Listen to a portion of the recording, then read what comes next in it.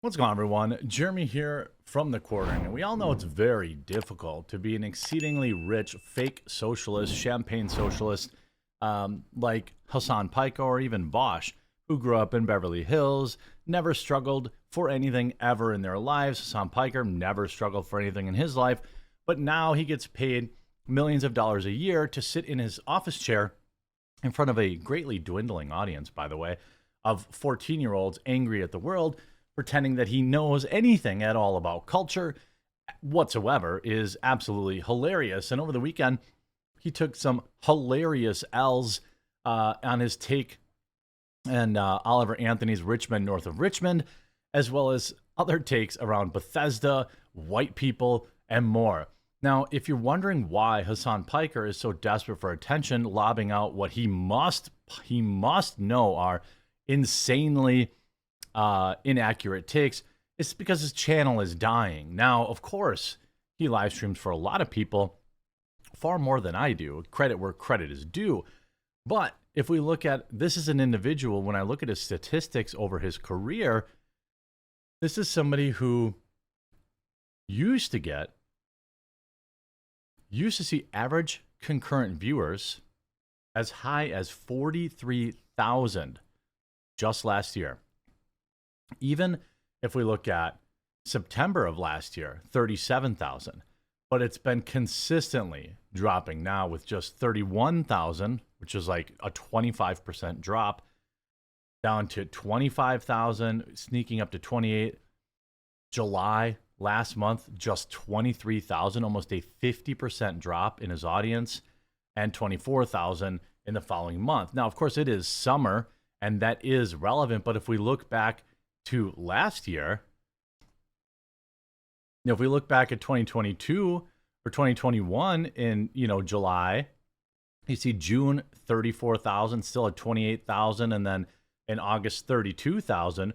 Well, in August so far, it's just 24,000, a nearly 35% drop, roughly estimated, in viewers. You can also look at the number of followers that Hasan Piker has gained, and since February, his channel has not been growing at all. This is a guy that, regularly sees new followers between 30, 50, 70, 80,000. Here's February from this year, 95,000, pretty good. But then now it's 37, 23, 89. I can barely say 81, 7,200. This 100, not 1,000. So his channel is dying. And so he throws out all these takes to try and get attention. The problem is they're horrible. Hasan Piker laughs at Richmond north of Richmond lyrics and mocks Oliver Anthony, calling him poor. Quote. Now, it's hard to play a take from Hasan Piker because he's so low IQ. He tries to offset that by constantly using curse words. So it's hard for me, who tries to keep a family-friendly environment on his channel, to cover it, but we're going to do what we can. Quote, he probably doesn't have a job because many people used to work in coal mines and no longer can because of automation, Hasan says, before gleefully stating, or because of woke or liberalism eviscerating the coal mining industry. He also goes on to say that, well, he lives in Appalachia, and of course, that means he must have been a coal miner, which even a tiny little search would tell you that no, he was not. The guy's actually a sales guy. He refers to him as all sorts of hilarious, heinous things. It's all amazing. How do you feel about his criticism that Oliver Anthony is punching down at other poor people? And what are your thoughts on the welfare system? So the idea, usually what Hasan does is he throws out a hot take and his fans desperately try to make it sound smarter than it really is.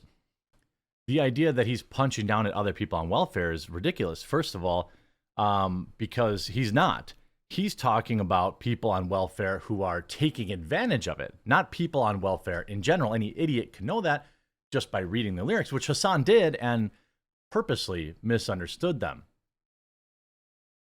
I mean, the idea that these leftists, you know, again, he lives in a $9 million, $3 million mansion, drives a $400,000 electric Porsche. You know, this guy is super rich. And by the way, never struggled for a thing in his life, ever. Right out of college, which was probably paid for, he got a job working for the Young Turks, which he used to then spin into this big-brained Hasan Piker stream. Total control. Wanna know what you think. Wanna know what you do. Please don't shit on this man. Look at the other verse. I wish politicians would look out for minors, and not just minors on an island somewhere. Lord, we got folks on the street, ain't got nothing to eat, and the obese milking welfare. Well, God, if you're 5'3" and you're 300 pounds, taxes ought not to pay for your bags of fudge rounds. Young men are putting What's wrong with that? themselves 6 feet in the ground because all this damn country does is keep on kicking him down. Hey, man, please don't shit on this guy. He's got some good ideas. It's against... I like that. Again, multi-millionaire Hasan streaming from his Beverly Hills mansion while he eats dino nuggets that his mom makes or DoorDashes while watching other people's videos, although ironically I'm watching his video right now, thinks he's got it all figured out, right? This is a guy that literally has never had to float checks in his life, that never wrote checks that they knew were bad because they needed $30 so they could get gas in their car and then figure it out later. This guy has never struggled, okay? And the problem is the people that view him are figuring that out, clearly. Now, maybe he'll have a resurgence this election season. That's possible because he's primarily a political pundit. Now, I disagree with his takes on politics, but at least that is something he's been covering for some time. And while I disagree with them, I don't claim that I can, you know, at least he knows that about what that kind of stuff. His takes on culture are hilarious. You should see this guy when somebody says hi to him in public. He literally wets his pants and runs away. So his fans are all calling him incels. His welfare and queen stuff like that. Farmers being the most subsidized American industry. I mean, he's not even a farmer. He doesn't know what he does for a living, but he's sure he's not a farmer. Very much, most likely, if he lives in Appalachia, which he seems to be living in Appalachia, he probably does not have a job. Why would you assume that? He probably doesn't have a job because he doesn't. Bro, how do you know he isn't a world famous streamer? You could do that from anywhere. So he just looks at him and says, oh, he's jobless. Like many people in that region don't have a job because they used to work in coal mines and no longer can work in coal mines because of automation or because, woke liberalism has eviscerated the coal mining industry. Living in Alabama right now and everyone here has a boner for this song. Let me pick up my banjo and cry because motherfuckers out here getting snapped. Yeah, bro, if you're that poor, okay, if you're a poor guy living in this region, how in the ever-loving are you shitting on other poor guys? He's not, though. That's how, like, I'm convinced that Hasan Piker is, like, purposely misunderstanding the lyrics of the song. He has to be. He can't be this dumb. He's talking about people who take advantage of welfare, not people who need it. It's literally in the line. It's literally in the lyrics. Here's another great take from the weekend. This game is a reflection of the incredible and passionate team that made it. Damn, dude. Y'all ride that dick. You guys are riding the dick of white men.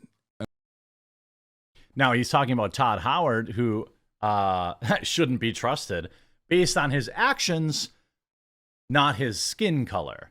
But again, Hasan Piker, white person. I guess he's Turkish. I don't know. He's white. He looks white to me. I mean, it's the whole thing to me is hilarious. Now, a lot of people say he knows his audience. His laugh physically caused me to cringe.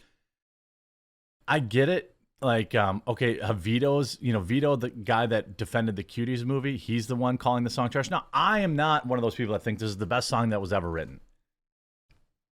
I don't think it's the best song I've heard in a long time, but I can acknowledge that, the lyrics and the performance of it were very clearly emotional, and it connected with, the song's number one.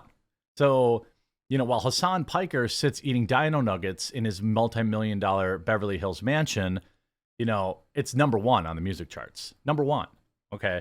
So, I mean, I don't really know what to tell people that, you know, Hasan Piker doesn't like something. That's kind of like Jim Cramer giving financial advice. And you're like, oh, I'll just do the opposite. You know what I mean? Even Stereo Gum, you know, like all these, it's like undeniable. Oliver Anthony's on his success. God has chosen to speak through Oliver exclusively, or an exclusive interview talking about his manager. I mean, look, I think the song, you know, his Twitter, his accounts have soared. 743 followers on Instagram, 400,000 on Twitter.